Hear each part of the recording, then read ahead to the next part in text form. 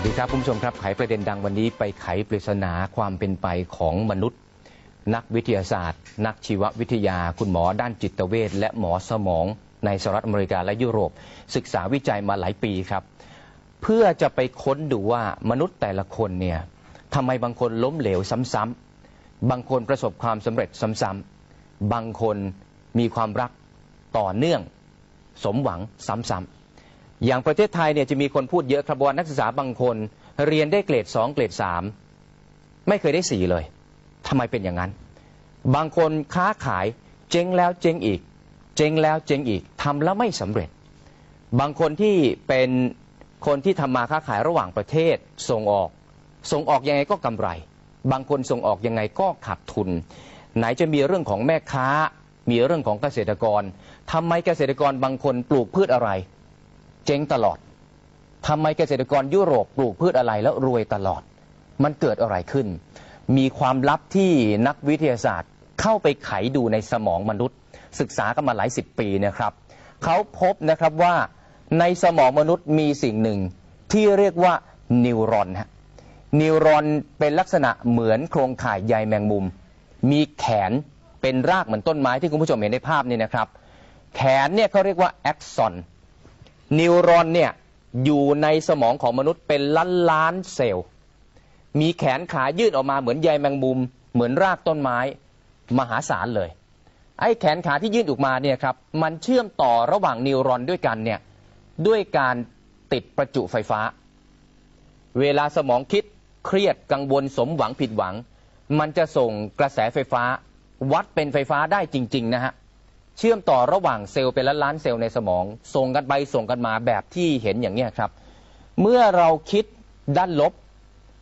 คนมีความเครียดค้าขายแล้วเจ๊งคิดแล้วเจ๊งตลอดมันก็ส่งกระแสลบฮะคือเซลล์ที่ออกมาเนี่ยครับมันเป็นเซลล์รับรู้ว่าผิดหวังเครียดเศร้าลบเซลล์ที่ส่งออกมาเป็นประจุไฟฟ้าไงนะครับเชื่อมต่อกันตัวหนึ่งมาต่ออีกตัวหนึ่งตัวหนึ่งมาต่ออีกตัวหนึ่งต่อกันเป็นโครงข่ายเป็นล้านเซลล์ยิ่งคิดลบยิ่งผิดหวังเสียใจค้าขายแล้วเจ๊งทำการเกษตรแล้วเจ๊งเรียนหนังสือไม่เก่งผิดหวังในความรักเงินเดือนไม่ขึ้นงานแป๊กเรื่องขั้นต่างๆไม่ก้าวหน้าคิดอย่างนี้ซ้ำ1 วัน 2 วัน1 อาทิตย์3 อาทิตย์เป็นเดือนเป็นปีนิวรอนใหญ่ขึ้นฮะจับกันเป็นโครงข่ายแข็งแรงเมื่อมันแข็งแรงเสร็จคนคนนั้นเนี่ยจะมีลักษณะเครียดง่าย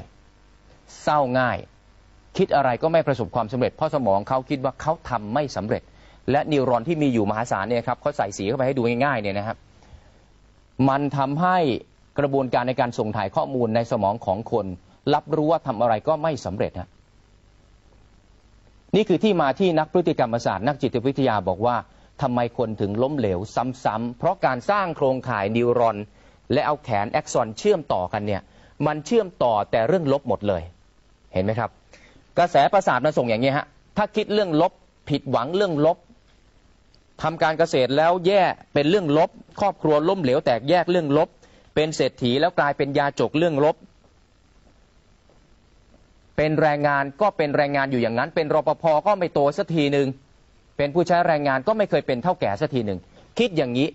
ตรงนี้แหละครับกำหนดอนาคตมนุษย์ฮะมนุษย์คนนั้นจะเป็นมนุษย์เงินเดือนกินเงินเดือนตลอดชีวิตเป็นข้าราชการตลอดชีวิตเป็นแรงงานตลอดชีวิตเป็นนักศึกษาตลอดชีวิตเป็นนักธุรกิจตลอดชีวิตด้วยนิวรอนแบบนี้ฮะคุณผู้ชมฮะลักษณะของมันเนี่ยลองดูภาพประกอบดีๆนะครับจะเห็นว่ากระแสไฟฟ้าที่ส่งไปแขนมันจะยื่นออกมาจับกันเวลามันส่งกระแสไฟฟ้าต่อเนื่องนะครับถ้าเราคิดลบเครียดกังวลซึมเศร้าหดหู่ผิดหวังเสียใจร้องไห้รากของมันจะแตกออกมาลองไปดูอีกภาพหนึ่งนะครับเดี๋ยวคุณผู้ชมจะเห็นนะฮะเขาศึกษาลงไปพบว่ารากของนิวรอนเวลาส่งสื่อประสาทไฟฟ้าเนี่ยมันจะมีแขนมาจับกับอีกตัวหนึ่งที่เป็นขั้วเดียวกันฮะเห็นไหมฮะเป็นล้านๆเลยนะครับเวลาเราคิดสมหวังเราแต่งงานเราก็จะมีนิวรอนที่มีความสุขเวลาเราแต่งงานเราประสบความสำเร็จการศึกษานิวรอนที่ส่งแขนงความสุขมันจะออกมาแต่เมื่อไรก็ตามคิดลบดูนะครับแขนด้านลบฮะ มันรับรู้ว่าอันนี้เป็นความเศร้าเป็นความผิดหวังเป็นความเครียดเป็นความกังวลมันจะค่อยๆกางรากออกมาแล้วหาเพื่อนที่เป็นขั้วเดียวกันจับเห็นไหมฮะมันหาขั้วจับส่งกระแสไฟฟ้าจับพอจับติดมันเชื่อมโยงกันเป็นโครงข่ายรับรู้ว่าชีวิตเราไปไหนไม่ได้จนตลอดชีวิตเป็นแรงงานตลอดชีวิตรวยไม่ได้เป็นเท่าแก่ไม่ได้นี่คือความลับของมนุษย์ฮะปรากฏว่านักวิทยาศาสตร์เขาบอกเขามีกระบวนการฮะมีกระบวนการปรับทางเดินของนิวรอนในสมองใหม่เขาเรียกว่า neural pathway ทำเส้นทางใหม่ให้มันจากเดิมที่เคยคิดลบเศร้าเครียดกังวลใจคิดอะไรก็เป็นเรื่องลบเขาบอกปรับใหม่ฮะมีวิชา2 วิชาที่เขาเรียนกันครับอันหนึ่งเขาเรียกกันว่า NLP Neuro Linguistic Program NLP เนี่ยในสหรัฐอเมริกาเป็นสถาบันเลยนะครับเข้าไปปรับบุคลิกคนเข้าไปปรับจิตวิญญาณคนเข้าไปปรับเจตคติของคนสามารถจะฟื้นให้นักกีฬาซึ่งหมดสภาพแล้วกลับมาได้เหรียญทองได้สามารถจะฟื้นนักธุรกิจที่สิ้นหวังหมดเนื้อประดาตัวกลับมาเป็นเศรษฐีใหม่ได้กระบวนการกลไกเขาเนี่ยเขาจะเข้าไปปรับฉากต่างๆในสมองเหมือนไปรีเซ็ตคอมพิวเตอร์ข้อมูลในเครื่องใหม่ดีลีทบางอันทิ้งจัดเรียงไฟล์ใหม่ฮะแล้วก็ทำทางเดินของนิวรอนเนี่ยใหม่ทันทีที่คนคนนั้นคิดบวกมีความหวังอนาคตว่าจะโตถ้ารับราชการก็จะก้าวหน้า4 5 4 6 4 7 4 8เงินเดือนก็จะขึ้นโบนัสก็จะมาคนที่เรียนได้เกรด2 3ถ้ามีความคาดหวังว่าวันข้างหน้าจะได้4หรือได้ A ปรับทัศนคติตั้งความคาดหวังใหม่แล้วคิดเรื่องบวกทำทุกวันนะครับเขาบอกทำทุกวันลองแค่1 อาทิตย์คุณผู้ชมฮะนักวิทยาศาสตร์ค้นพบว่านิวรอนในสมองเริ่มแตกรากแขนงใหม่เป็นแขนงบวกลองดูนะครับมันจะแตกรากออกมาเป็นแขนงคิดบวกเป็นความสมหวังความชื่นใจชื่นชมเห็นไหมฮะรอยต่อระหว่างแขนแอ็กซอนเนี่ยมันสื่อด้วยกระแสไฟฟ้าที่มีโวลต์ขนาดเล็กมากพอมันคิดบวกเซลล์บวกจะจับกันหมด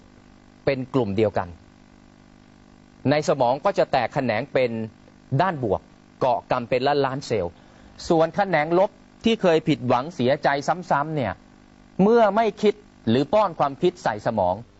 แขนงพวกนี้เนี่ยครับมันจะค่อยๆหดตั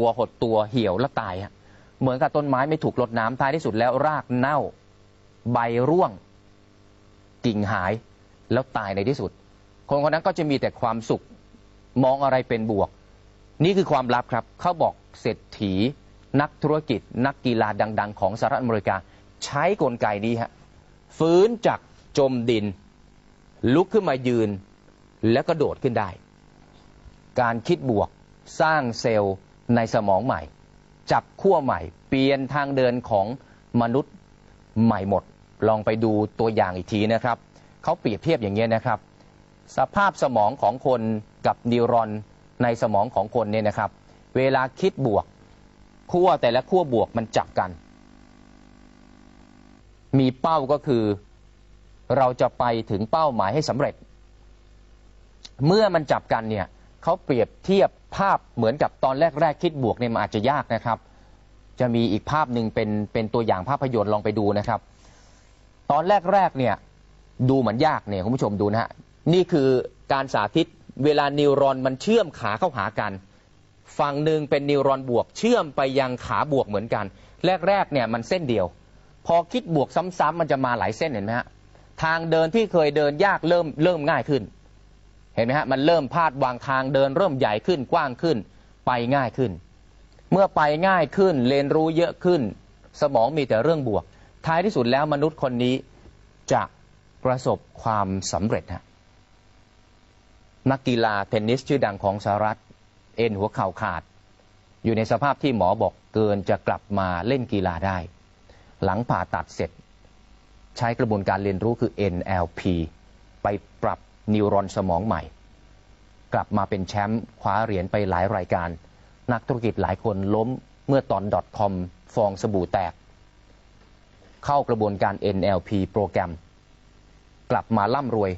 อีกรอบหนึ่งนี่คือความลับของมนุษย์ที่คนทั่วไปไม่ทราบนะครับฉะนั้นเขาก็บอกให้ทดลองดูครับนักวิทยาศาสตร์บอกว่าให้กลับไปบ้านแล้วลองคิดบวกวันหนึ่ง3 ครั้งเช้ากลางวันแล้วก็เย็นคิดบวกซ้ำๆแบบนี้ต่อเนื่อง7 วันเพียงแค่7 วันเวลาเจอเรื่องลบให้ตัดทิ้งรับรู้ว่าไม่เอาคิดแต่เรื่องบวก7 วันเนี่ยครับเขาใช้คอมพิวเตอร์สไลด์แล้วใช้เทคโนโลยีเข้าไปดูอนูขนาดเล็กในสมองเขาพบว่าทางเดินของแอ็กซอนคือขาของมันเนี่ยนะครับใหญ่ขึ้นนะ